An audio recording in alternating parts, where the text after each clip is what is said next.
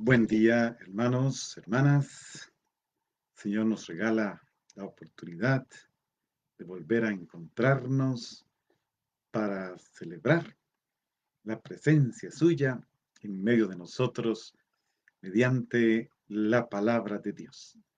Vamos a pedir al Espíritu de Dios su gracia, su fuerza, su luz, que abunde en nosotros, que penetre en nuestra inteligencia para comprender la palabra, que penetre en nuestro corazón para acoger la palabra, que penetre en nuestra voluntad para optar por la palabra y que todo nuestro ser se ponga a su disposición en el hacer. Que vivamos esta experiencia con toda una gran apertura. Es la palabra de Dios la que está delante de nosotros. Es Cristo mismo, Cristo resucitado, Cristo vivo en medio de nosotros. Él es el viviente, el Hijo del Hombre, el que ha alcanzado la plenitud de la vida en la comunión con el Padre. Y nos abandonamos. Dejamos a este Espíritu Santo realizar obras grandes en nosotros.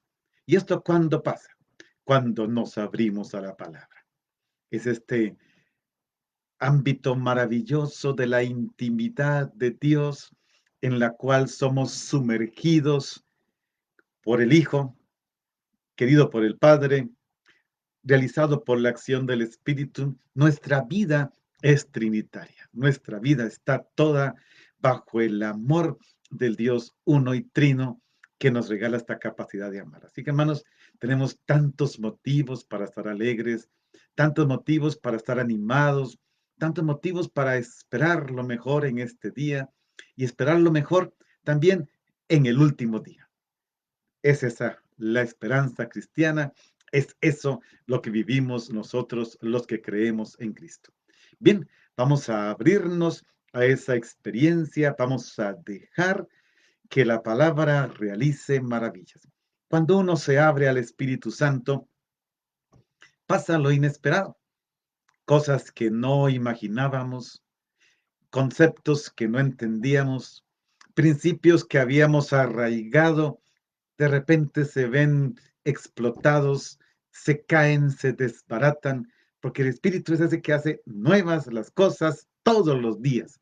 Nueva tu vida, nueva mi vida, nuevo lo que está alrededor de nosotros, nuevas las relaciones, nueva, completamente nueva la experiencia del encuentro con Dios en Cristo por el Espíritu. Así que yo tengo muchos motivos, hermanos, y espero que ustedes también, para darle gracias a Dios, para vivir esta experiencia. Abandonémonos en su presencia. Bien, hoy tenemos un texto muy bonito también, como todos los que vamos viendo cada día, y vamos a cerrar el capítulo 14. El texto litúrgico de hoy nos presenta ya el final del capítulo 14. Por lo tanto, el texto es Juan 14, del 27 al 31. El texto toma solo la primera parte del versículo 31 y ahí nos vamos a quedar. Entonces, Juan 14, del 27 al 31, para que vayan buscándolo en sus Biblias, lo vayan a buscar precisamente en sus móviles, en fin, que tengamos el texto, si se puede, lógico, si se puede, a mano. Pero si ustedes lo van buscando y lo van identificando, quisiera nuevamente ampliar eso que venimos diciendo. El diálogo de Dios por mediación de su palabra y la palabra de Dios en cuanto a la respuesta que el ser humano le da. Recordemos que Dios habla, revela y el ser humano acoge, cree, le ofrece la obediencia de su inteligencia. Entonces, a lo dicho ayer, la respuesta propia del ser humano al Dios que habla es la fe. Si lo decimos en el lenguaje de Juan, es creer. Dios habla, yo creo. Dios habla, la comunidad cree y responde, creo. Y aquí entendemos, hermanos, por qué en la liturgia dominical y en las grandes solemnidades, una vez que se proclamó la palabra, el obispo, el sacerdote o el diácono hizo la homilía, inmediatamente después viene la profesión de fe. Precisamente ¿por qué? Porque este Dios que nos ha hablado en la persona de Cristo resucitado y glorioso, esa palabra que nos ha comunicado es palabra de Dios, la creemos, en Él creemos, nos ponemos de pie y a una voz decimos, creo en Dios, etc. Claro, no siempre se hace con esa fuerza, a veces es un credo tan arrastrado, pero algún día entenderemos qué significa profesar el credo los domingos después de la homilía. Es eso, este Dios que nos habló, en Él la comunidad cree y se pone de pie y lo proclama públicamente. Esa es la respuesta del ser humano a la palabra de Dios que se revela.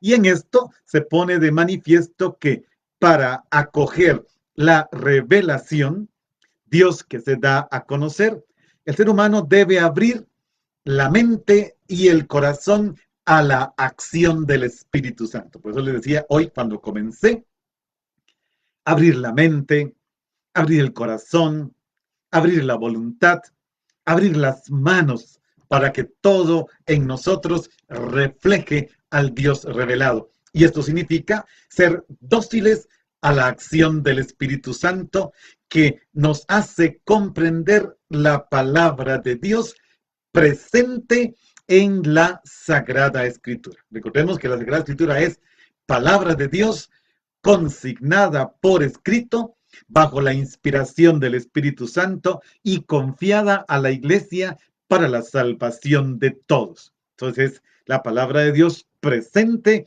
en la Sagrada Escritura.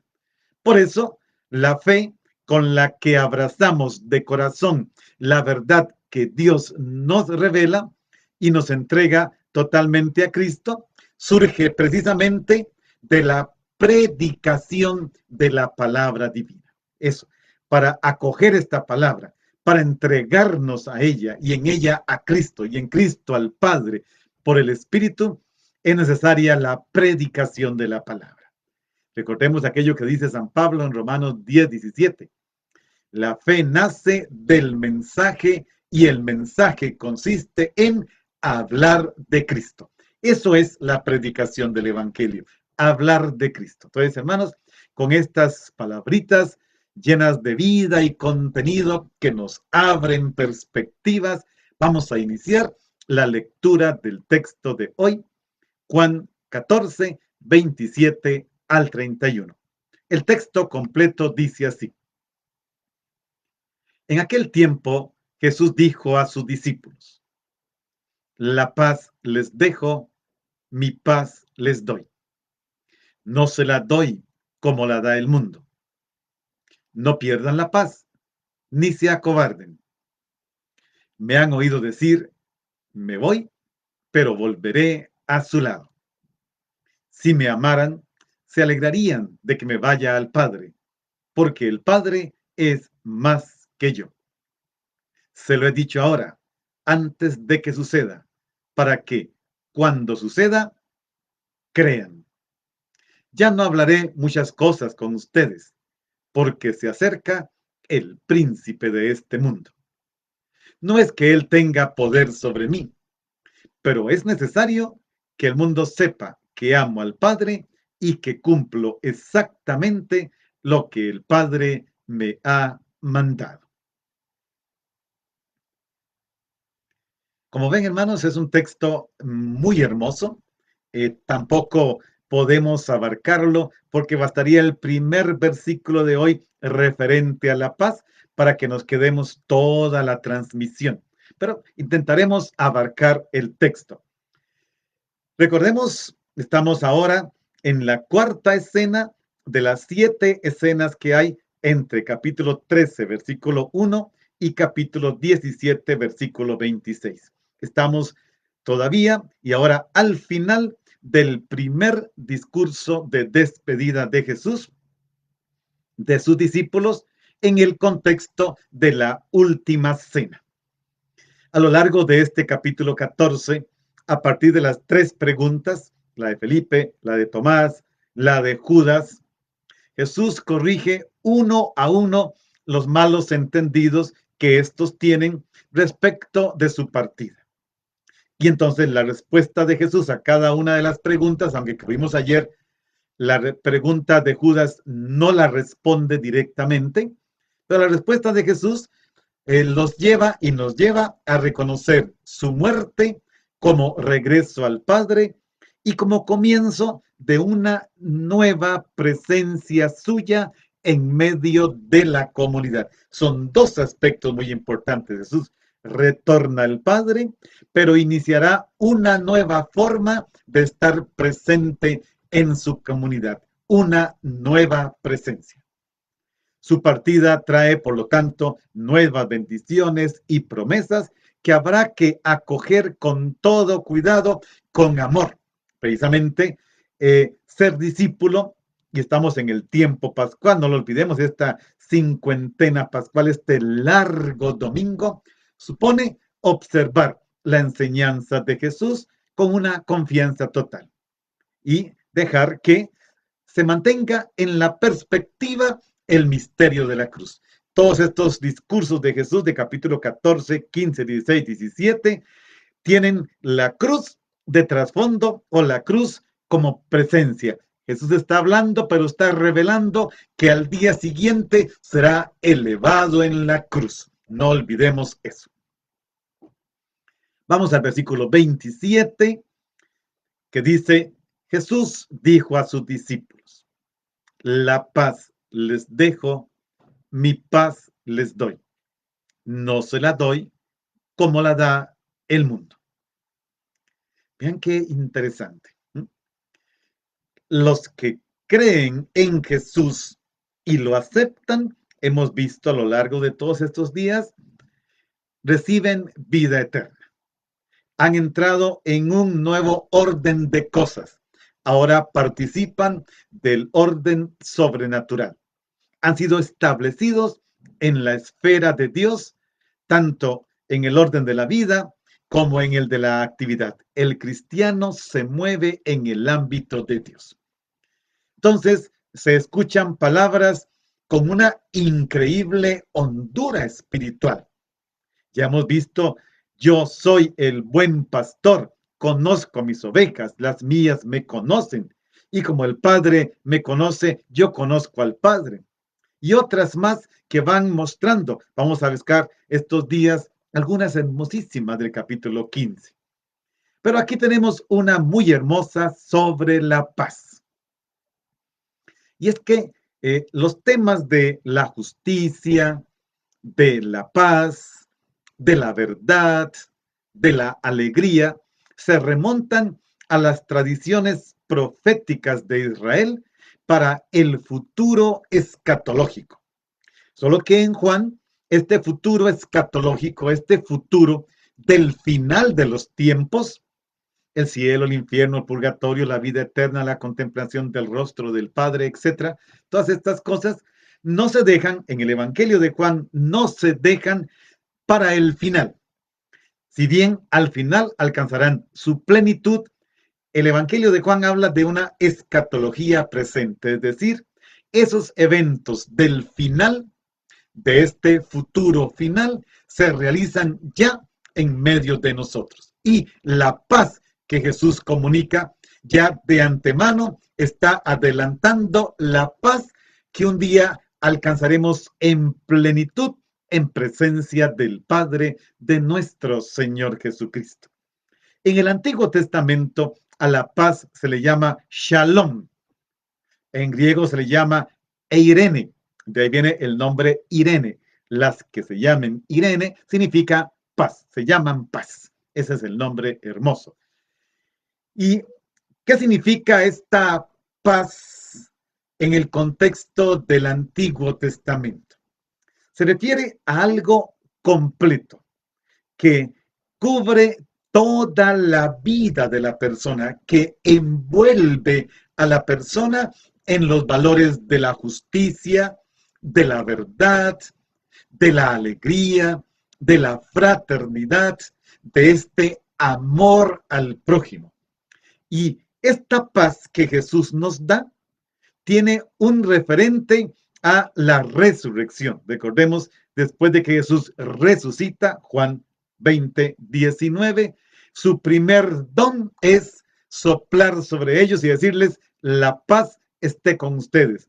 2 veces el primer domingo, más una tercera el segundo domingo cuando ya está Tomás. O sea, la paz que Jesús nos da es el fruto precioso de su resurrección. Por lo tanto, esta paz es una expresión de la manifestación del Padre, de la que Jesús nos habló en el texto de ayer en el versículo 21. Una paz que es fuente de gozo, el gozo que Él nos comunica. Juan 15:11, creo que nos tocan estos días. Por lo tanto, Jesús dice, es una paz diferente a la que da el mundo. El significado básico de esta palabra dentro del contexto shalom, por lo tanto, es bienestar. Todo lo que es bienestar. No es solamente el bienestar económico, ni solamente el bienestar espiritual, ni solamente el bienestar físico. No, claro que abarca todo esto, todo. Lo físico tiene una preponderancia. Se trata de una paz que supera los alcances de lo que el ser humano pueda desear, porque esta paz se convierte en realidad. Qué bonito que es esto. Yo consolidaré tu paz. Yo lo podría resumir en esta frase. Jesús le dice, yo los consolidaré, pero lo dice en presente, yo los consolido en la paz. Recuerden cómo comenzó el capítulo 14 en el que estamos. No se acobarden, no tengan miedo, no teman, no dejen que su corazón sea atrapado por la perturbación. La paz es un estado habitual para el que se ha encontrado con Cristo. Luego, el ajetreo que hacemos nosotros los sacerdotes de ir de un lado para otro atendiendo tantas cosas, hasta llega un momento en que podemos perder la paz y de hecho la perdemos. Pero es algo que está allí, que se convierte en realidad. Por lo tanto, no se trata de una paz, como ya lo decía Juan Pablo II en Populorum Progressio, no es que la paz sea ausencia de guerra, no, porque puede que no haya guerra y no haya paz. Tampoco la paz es la adquisición de un estado psicológico, espiritual de tranquilidad. Eso se puede llevar a cabo con algunas técnicas de relajación y espiritualidad, no cristiana, no católica, pero espiritualidad en todo caso. No, no es eso, ni ausencia de guerra, ni espiritualidad psicológica. Es una paz que nace en el discípulo del encuentro, la unión y la intimidad con el Padre, el Hijo y el Espíritu Santo. Recuerden lo que nos decía ayer el texto. El Padre y yo vendremos y haremos nuestra morada en Él. Colocaremos nuestra tienda en Él. Además, después nos dijo, y también el Espíritu Santo que les voy a dar, que hoy nuevamente aparece el tema del Espíritu Santo. Entonces se convierte en algo mucho más. Entonces, la comunión de vida con el Padre, el Hijo y el Espíritu Santo nos da la paz del resucitado que nos permite convivir en la comunidad de la vida eterna. Es una experiencia maravillosa, hermanos. Ciertamente hay que luchar para conservar esta paz. El resucitado nos la da, pero hay tanto y tantos que están allí haciendo lo posible para que perdamos esa paz, pero en Cristo la podemos conservar. Ya que Jesús quiere que se comprenda bien lo que significa para el creyente el Espíritu Santo, el Espíritu de la verdad, el Espíritu que va a defender como un abogado a su comunidad. Paráclito significa eso, defensor en el sentido jurídico. Hasta en eso nos dice Jesús, tranquilos, el Espíritu Santo es abogado y Él va a defenderlos. Entonces, Jesús no les desea la paz. Es más, no dice así. Dice, la paz les doy, mi paz les doy. No se la doy como la da el mundo. Se trata de que Él da la paz. Jesús no tiene aquí una promesa, no tiene un deseo, tiene un don que sale de su vida resucitada y que se nos ofrece a nosotros. Este es un don maravilloso. Si nosotros vivimos guiados por el Espíritu Santo, recordando tarea del Espíritu Santo y guardando tarea nuestra, la palabra de Jesús, conoceremos la paz, viviremos en la paz y podremos comunicar, transmitir paz a los demás. Por eso no es una paz cualquiera, es su paz, es la paz de Jesús, que no tiene nada que ver con las estrategias de paz y en aquel tiempo en que Juan escribe el Evangelio con la paz romana. No, no, no. Es algo más allá, porque esta la realiza el Espíritu de la verdad. Por eso Jesús dice que no tiemble su corazón ni sea cobarde. Les doy mi paz. Hermanos, ¿cuánta gente necesita hoy esa paz? Por muchos motivos. Hoy, ante la pandemia, por haber perdido el trabajo, ver reducido su salario, estar en la angustia de cómo alimentar a su familia, tantas cosas que están allí y que puede llevar a una persona a perder la paz. Pero si entendemos el Evangelio, y yo le pido a Dios que lo entienda también en el momento de la crisis, sabremos que Dios es ante todo providente. Claro, la providencia de Dios no significa que vamos a tener lo mismo que comíamos cuando teníamos todo. No, significa que tendrás lo necesario para cada día. Como dice el Padre nuestro, danos el pan de cada día. ¿Qué es lo que pasa? Que nos hemos acostumbrado, la sociedad de consumo nos acostumbró a que solo tendremos paz cuando tenemos garantizada la alimentación casi de toda la vida, de una semana, de un mes, de un año y algunos de toda la vida. Claro, cuando tenemos todo garantizado, Dios no tiene nada que hacer. Cuando no lo tenemos, entonces ahí descubrimos cómo Dios actúa. Miren, hermanos, yo recuerdo a mi mamá con los 4 hijos, muy niños, tomarnos de la mano y decirnos, vamos a ver quién nos da comida. No teníamos. A ver quién nos da de comer. Y decía una frase que yo sí recuerdo. Quizás ella, y debe estar escuchándome, no las recuerde, pero decía, y pidámosle a Dios que nos den algo para mañana. Sí, porque mañana teníamos que ir a la escuela y no podíamos irnos sin desayunar y siempre veníamos con pancita llena y algo para el día siguiente. Vivíamos el día a día y no éramos infelices. Mi mamá sí, claro que se preocupaba, tenía 4 hijos que alimentar, pero yo ahí veía, ya a esa temprana edad, yo contemplaba la providencia de Dios. Ya yo percibía, Dios sabrá hacerlo. No lo decía con estas palabras, pero algo me decía, vendremos con algo. Y efectivamente así es. Cuando vivimos eso, tenemos una paz y podíamos ir a la escuela, regresar, cambiarnos de ropa y jugar, porque Dios estaba resolviendo nuestras cosas. Él sabe hacerlo. Por eso Jesús dice en la última parte de este versículo, no pierdan la paz ni se acobarden. O sea, que no tiemble su corazón. En los versículos 27 al 29, Jesús se muestra más bien preocupado por la intranquilidad interior de sus discípulos. Ve que están perdiendo la paz cuando Él dice, me voy. Ve que están perdiendo la paz por la separación. Jesús está preocupado por eso. Jesús está preocupado por su alegría. Si me amaran, se alegrarían de que yo me vaya. Voy a prepararles un lugar. Y ahora dice, para eso les voy a dar mi paz. Vean, Jesús deja todo arreglado.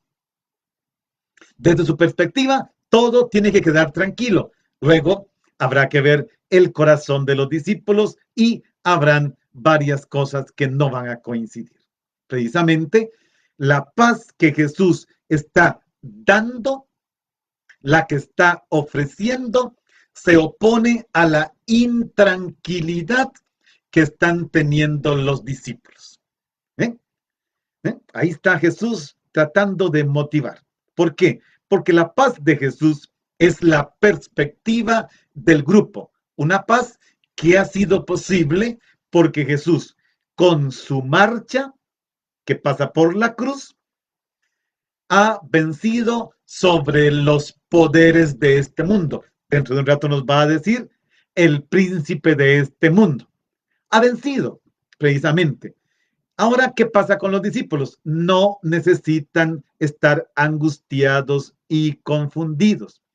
Jesús, el Padre, el Espíritu Santo, todo el Dios trinitario se hace experimentar, se hace presente, se hace fuerza dinámica, fuerza vivificadora para conservar a los suyos.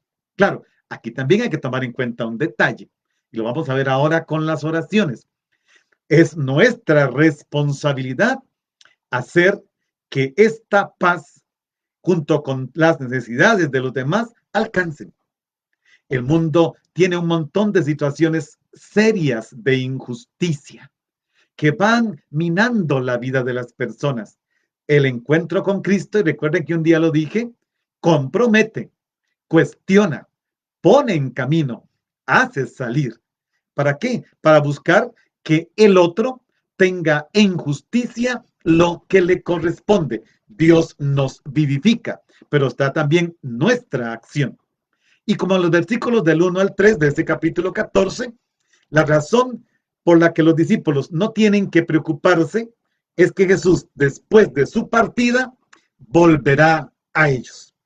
Él ahora parte hacia el final de su meta, que es retorno al Padre. Y nos va a decir que es mayor que él, pero él lo ama y el Padre lo ama. Los discípulos, por su parte, lo aman a Jesús, en él aman al Padre y deberán estar llenos de alegría por él, aun cuando en el momento sientan que hay una ruptura fuerte. Bien, hagamos un primer momento de oración. Hemos estado hablando de la oración de acción de gracias. Y qué importante es esto, hermanos queridos. ¿Por qué? Porque la gratitud representa una condición fundamental de la oración.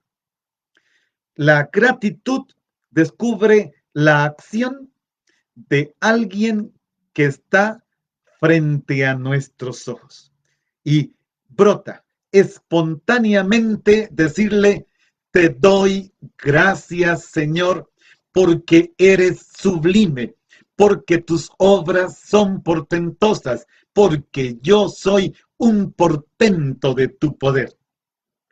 Hace algunos años, en la década de los 90, hice un retiro largo de 18 días en una montaña allá en Tirol, Austria, rodeado de nieve. Era la parte más alta, en una cabaña de nieve, todo aquello. Pasé 18 días solo en este versículo 14 del Salmo 139.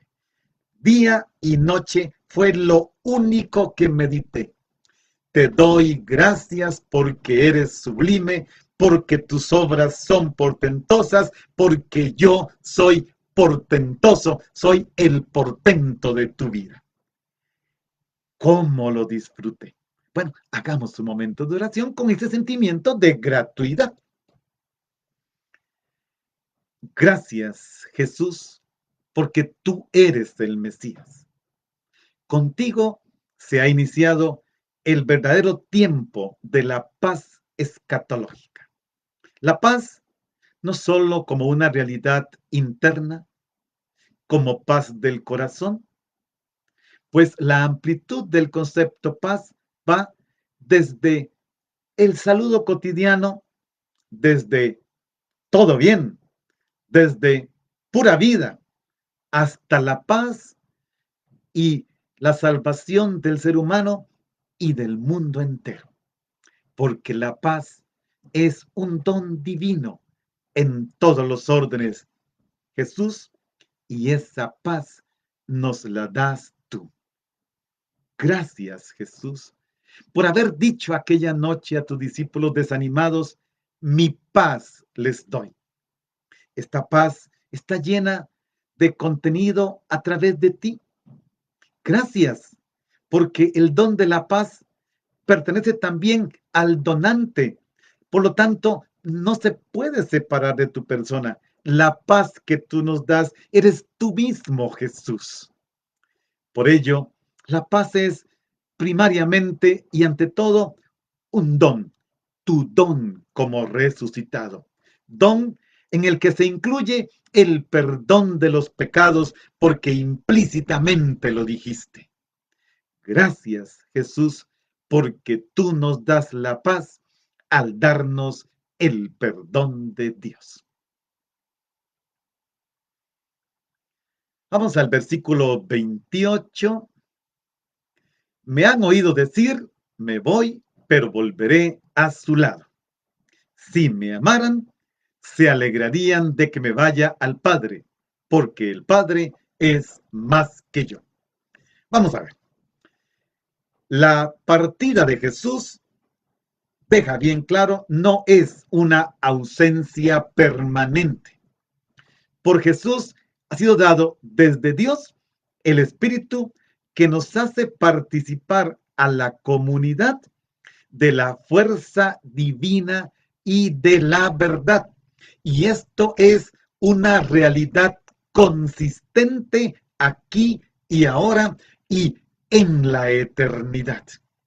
Este espíritu que siempre más cercanamente y con mayor exactitud hace presente a Jesús mismo. Su nueva presencia estará en el espíritu que da. Si los discípulos aman a Jesús y guardan sus mandamientos, tendrán la experiencia personal propia de las alianzas. Solo aquí que se trata de una nueva alianza. Y entonces Dios los amará y Él, el Padre y Jesús habitará en ellos y escatológicamente se les concede el Espíritu que acompañará constantemente a su pueblo. Pero para que esto suceda, Jesús tiene que ir primero al Padre antes de que venga el Espíritu.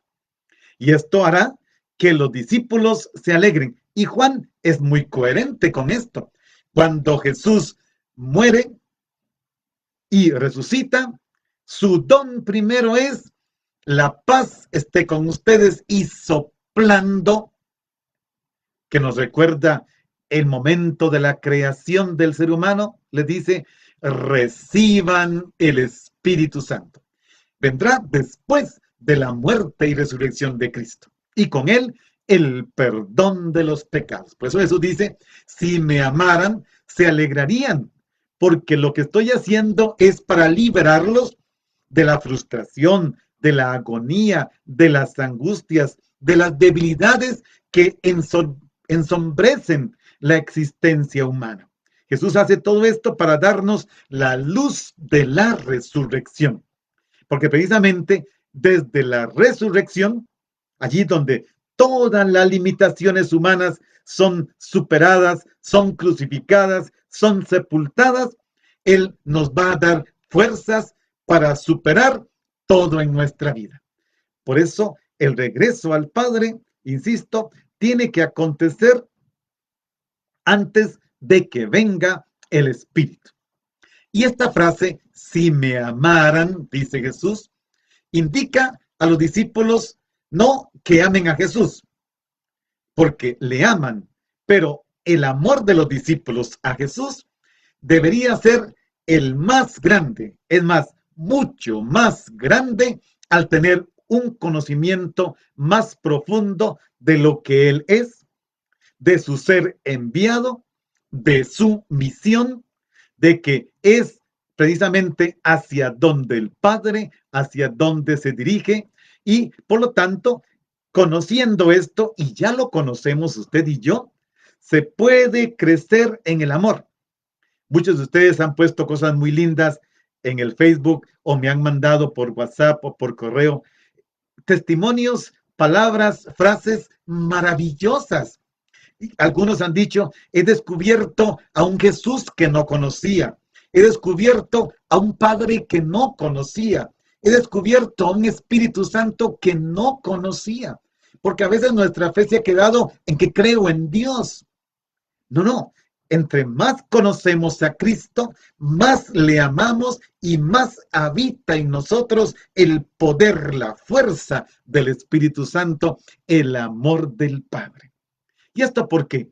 Porque cada uno de nosotros necesita que la iglesia y cada creyente dé testimonio de este encuentro con Cristo, dé testimonio de la alegría que Jesús nos ofrece. Si me amaran, se alegrarían de mi destino, porque voy yo primero que ustedes a prepararles un lugar en la casa del Padre. Nos lo ha dicho en este capítulo 14. Pero después de mí, vendrán también ustedes. Alégrense, porque es necesario que me vaya, para que después también ustedes vengan donde yo voy a estar. Esto es que es maravilloso. No tengo palabras para decirlo. En un mundo atraído y preocupado principalmente por la eficacia, por el provecho personal. Veamos, los países en esta semana, la semana pasada y esta también, el gobierno de Costa Rica está reabriendo algunas cosas con un único principio. El principio de lo económico, aunque ahí el presidente lo envolvió con el principio de la salud, pero el principio es económico. Todo lo que se está abriendo es lo que produce plata. No interesa la salud espiritual, no interesa el derecho al culto, no.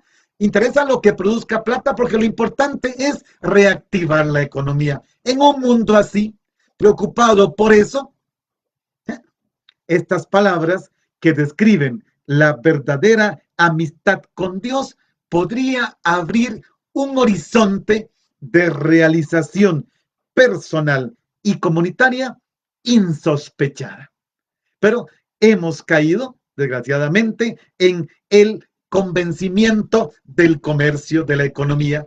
Tenemos que producir y producir y producir para gastar y enfermarnos y después tener y no poder disfrutar. No, hay algo más importante que eso. Y la frase que está allí, el Padre es mayor que yo, es importante y ha sido muy importante para la cristología y la teología trinitaria. Los arrianos, una de las herejías, utilizaron esta afirmación para afirmar que Jesús no era Dios. Entonces ha dado para muchas cosas. Pero si lo miramos desde la analogía de la fe, nos ayuda a comprender esta frase, el Padre es más o mayor que yo, en el sentido justo.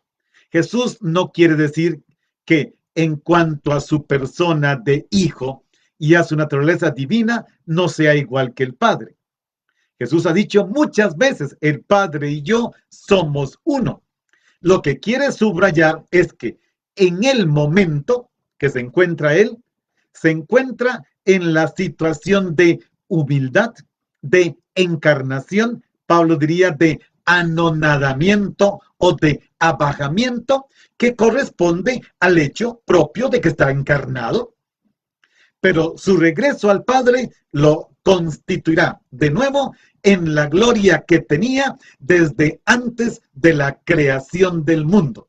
Lo vamos a ver la semana que viene, creo, cuando lleguemos al capítulo 17 en el versículo 5. El Padre es más que Él porque en Él Jesús tiene su origen. El Padre lo ha consagrado, lo ha enviado y todo lo que tiene el Hijo procede del Padre. En ese sentido, pero el Padre y el Hijo son uno. Bien, hagamos una segunda paradita para otro momento. Hoy voy a hacer más pequeñitos y uno más de oración.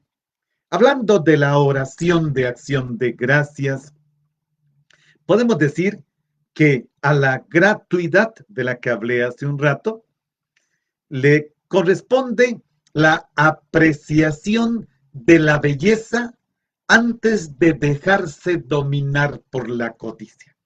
El ser humano se clava en los valores, en los bienes, se clava en la codicia, pero la gratitud clava los ojos en la belleza sin desear poseerla. A nosotros nos han enseñado a clavar los ojos en lo apreciable para poseerlo. No, la acción de gracias se asombra en vez de dar todo por descontado. Se asombra, respeta en vez de profanar. El que da gracias, el que vive en la gratitud, tiene esta maravillosa experiencia. No se le pegan las cosas de las manos. Y esto es, que no se nos peguen de las manos. Entonces podemos dar gracias con la actitud más hermosa de la contemplación. Hagamos un momentito de oración, ahora sí, con estas palabritas. Gracias, Jesús, porque al partir de tu Pascua y a partir de ella, ocupas en cierto modo un doble lugar. Estás presente en la comunidad por medio del Espíritu Paráclito y por medio de tu palabra.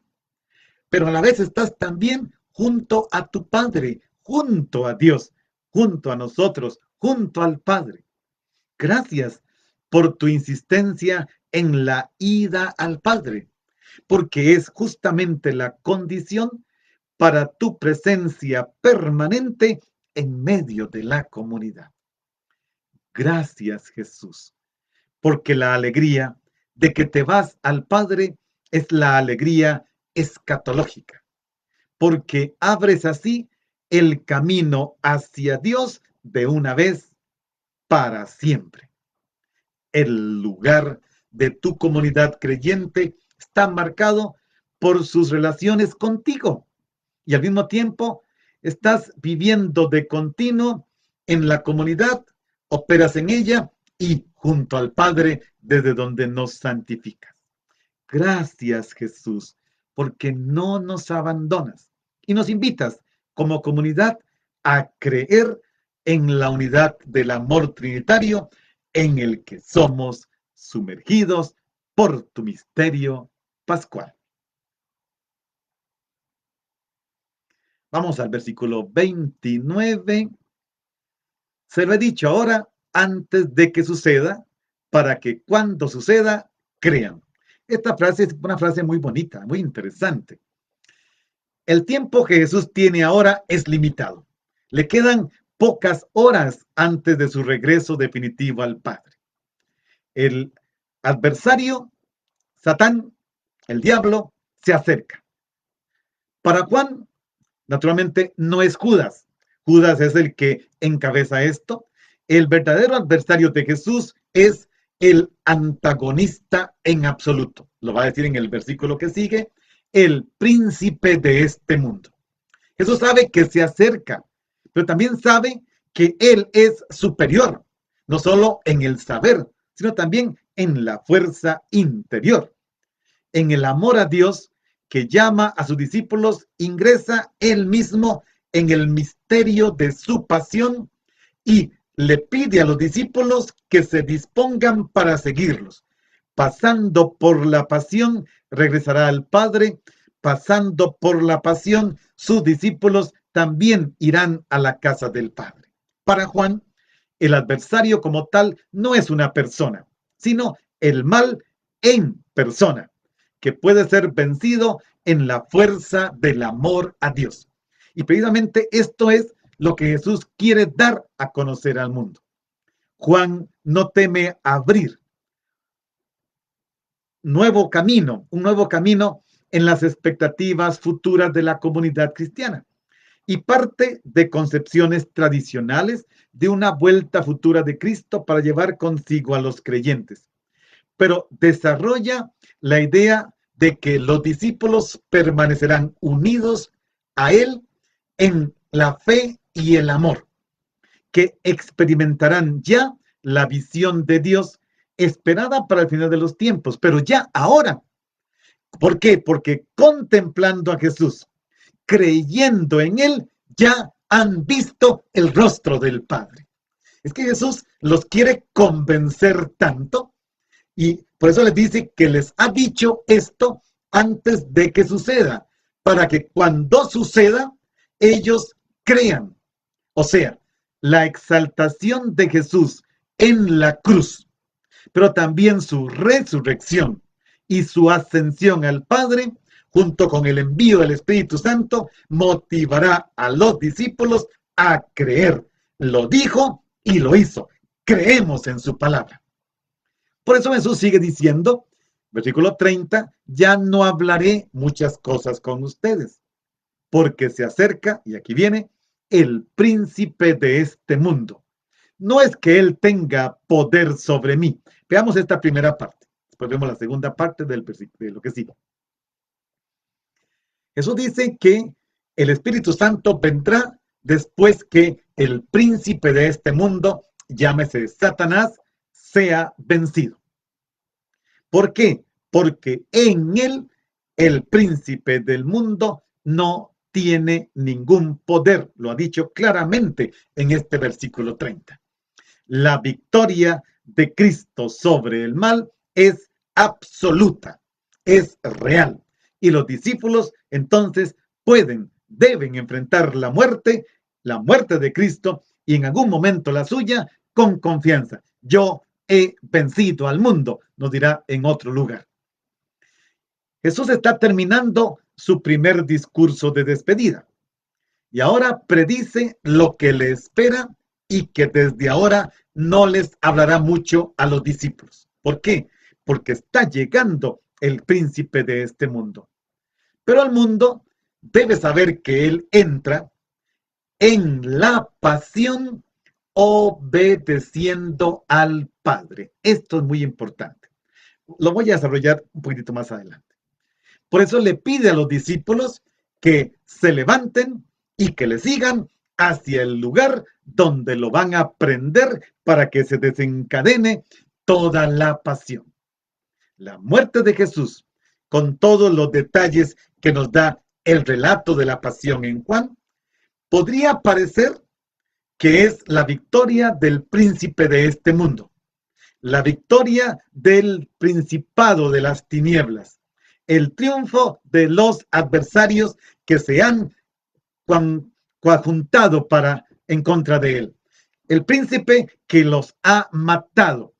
No, aunque ellos realizan las obras del demonio, según lo dijo en el capítulo 8, no, Jesús no muere por ninguno de esos motivos. Él muere porque decide obedecer al Padre, decide hacer la voluntad del Padre y por eso se le adelanta a quien lo va a entregar, se adelanta a Judas. Levántense, viene el que me va a entregar, lo sabe, está decidido y sale al encuentro. Jesús no es víctima del plan de los hombres, Jesús es aquel que cumple la voluntad del Padre. Y hermanos, aquí también tenemos que tener paz y confianza y tratar de entender, ya decía al principio, tenemos que hacer todo para acabar con la injusticia social. Pero también viendo todos los poderosos, viendo cómo se van juntando los presidentes y las potencias mundiales en medio de la pandemia. La semana pasada firmaron 59 países, dentro de los que está también Costa Rica, una orden de aborto para las mujeres que queden embarazadas con el COVID-19. Y ahí está Costa Rica, también firmó a través de... Y al final uno dice, qué pena, pero hay algo que dice Cristo, el Padre. La acción del Espíritu es más poderosa. Y aunque se practiquen estas injusticias, Cristo venció el mundo. Y en esta ola de los vencidos estamos cada uno de nosotros, aunque tengamos que ser testigos de la injusticia que realiza el mundo. La muerte de Jesús con todos esos detalles, nos lleva a eso. Jesús no es abatido por los poderes externos contra su propia voluntad. No, él asume voluntariamente su propia muerte porque sabe que el camino lo estableció el Padre y que pasando por la muerte, pasando por la cruz, retorna a la gloria que tenía desde antes de la fundación del mundo. Y cuando se dice aquí el príncipe de este mundo, pues está haciendo referencia a Satán. Así lo hace Juan a lo largo de su evangelio en el capítulo 12, capítulo 14, capítulo 16, capítulo 8. Hay varias escenas.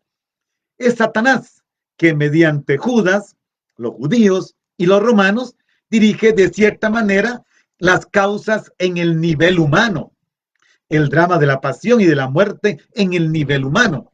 Pero Jesús afirma con toda certeza que Satanás, príncipe de este mundo, no tiene nada que ver sobre él, no tiene poder sobre él. Nada para él sobre mí, dice Jesús.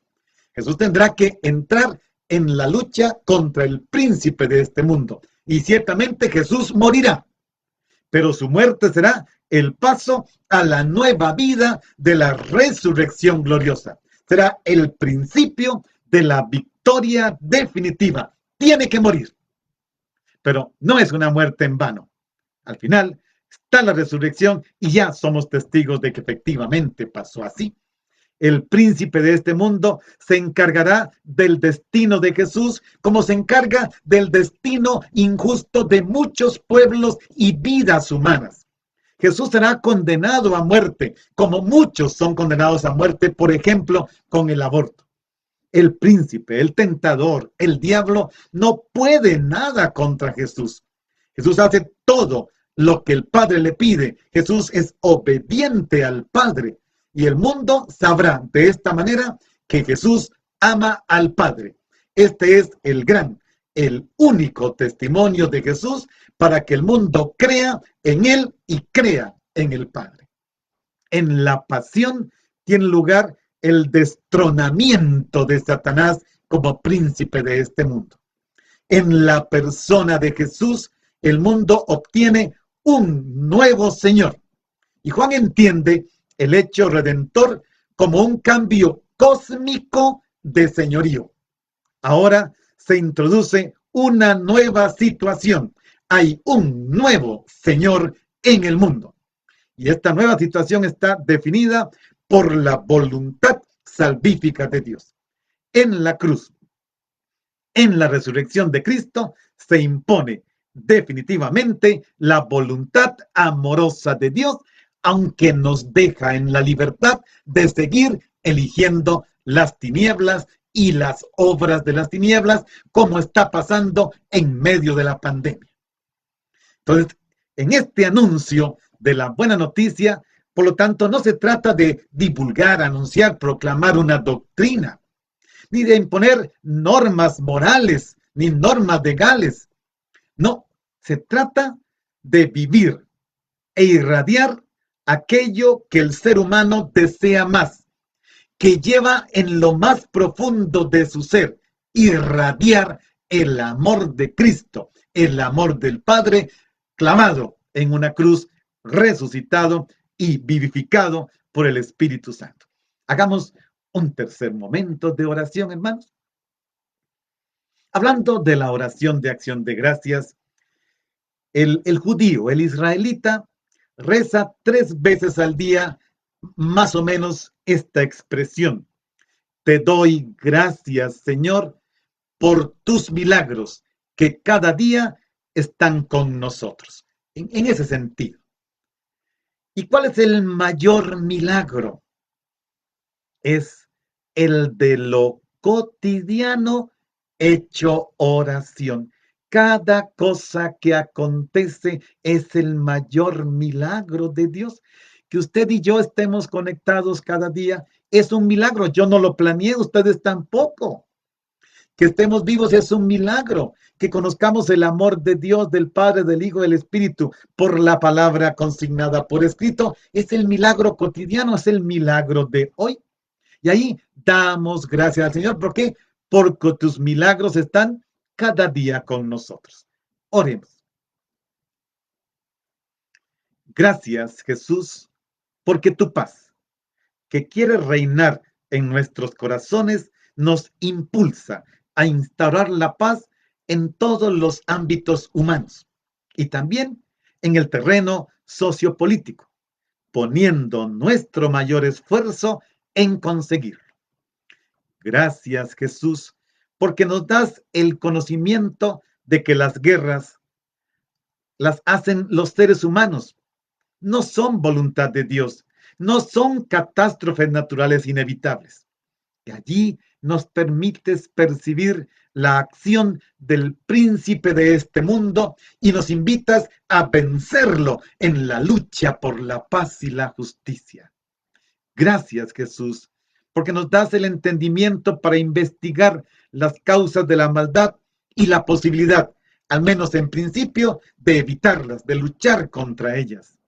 Gracias, porque como cristianos que conocemos la paz de Dios, deberíamos estar particularmente dispuestos a implantarla en el mundo de manera impostergable, aquí y ahora. Capacítanos, Señor. Gracias por darnos tu paz. Vamos al último versículo, versículo 31. Pero es necesario, es continuación del 30, pero es necesario que el mundo sepa que amo al Padre y que cumplo exactamente lo que el Padre me ha mandado, ya que está muy unido al versículo anterior. Se trata de que Jesús se someta a las tinieblas, que pareciera que el príncipe de este mundo es el que realiza todo, pero dice Jesús, no, es para que el mundo sepa que amo al Padre y que cumplo lo que me ha mandado el Padre. O sea, su muerte, y es muerte en cruz, es un signo de su amor por el Padre, que se manifiesta en la obediencia de su voluntad. El mundo debe darse cuenta de esto. Mucho más tienen que darse cuenta de esto los seguidores de Jesús.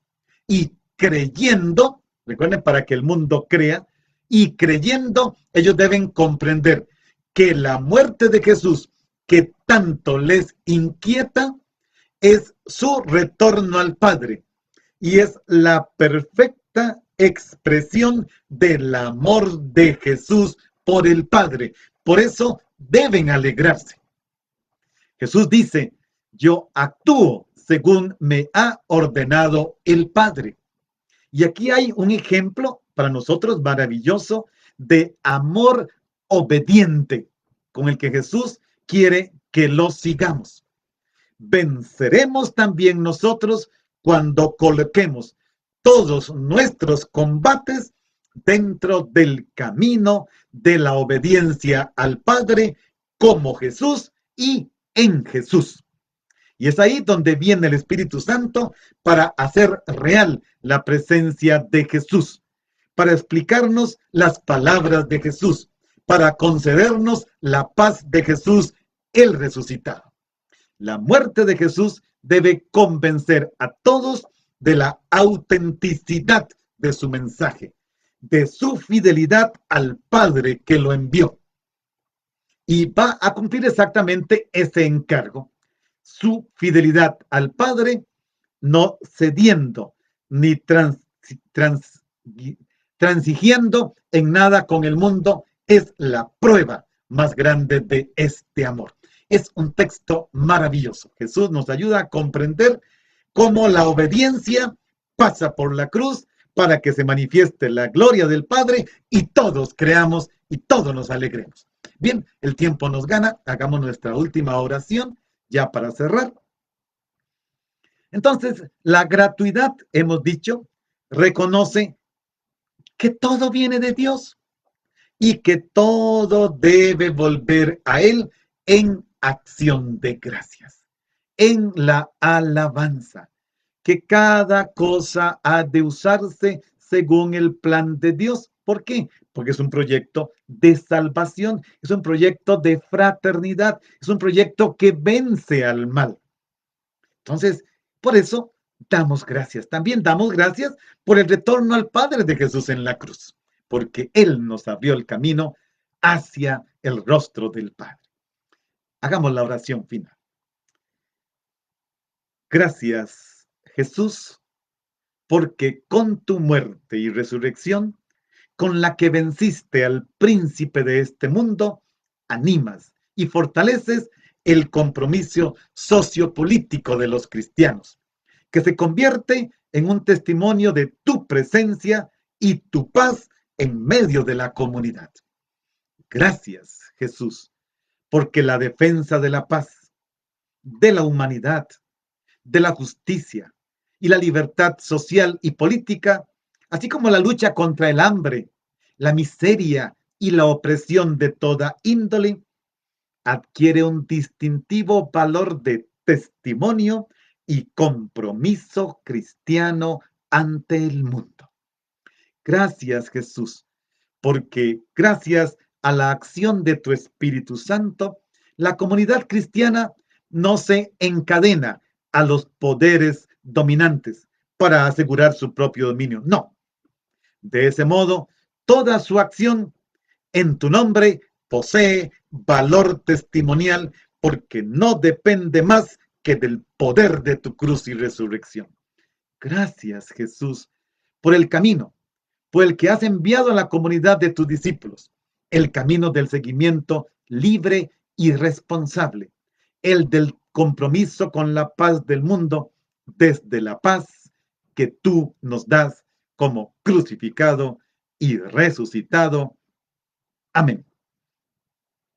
Bien, hermanos, texto precioso, verdaderamente maravilloso. Compartámoslo con los demás para que puedan disfrutar de esta palabra como nosotros la disfrutamos. Que el Señor les bendiga, que tengan un día lleno del don de la paz. Pero que esta paz nos comprometa. Tenemos que estar atentos a lo que van haciendo nuestros políticos con la pandemia, que les está sirviendo para mucha maldad. Y allí actuar, dando paz a este mundo. Él, el que nos dio la paz, les bendiga. El Padre, el Hijo y el Espíritu Santo. Amén. A todos un feliz día. Nos vemos mañana a las 10 de la mañana.